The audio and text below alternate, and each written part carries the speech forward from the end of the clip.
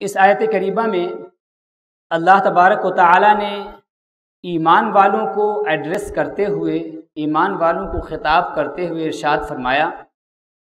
اے ایمان والو اللہ کی اطاعت کرو۔ اس کے بعد دوبارہ اطاعت کا لفظ لایا گیا، وَأَطِيعُوا الرَّسُولَ، اور رسول کی اطاعت کرو۔ اور اس کے بعد اطاعت کا لفظ لائے بغیر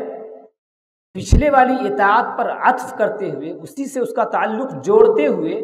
اللہ تبارک و تعالیٰ نے فرمایا وَأُولِي الْأَمْرِ مِنْكُمْ، اور تمہارے درمیان جو امیر ہوں ان کی اطاعت کرو۔ فَإِن تَنَازَعْتُمْ فِي شَيْءٍ، اور اگر تمہارے درمیان اختلاف ہو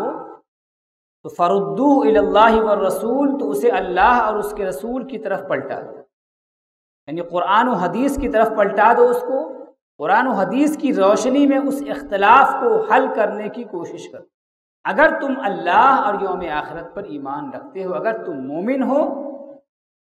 یہ بات زیادہ بہتر ہے اور سمجھ کے لحاظ سے یہ زیادہ اچھی بات ہے۔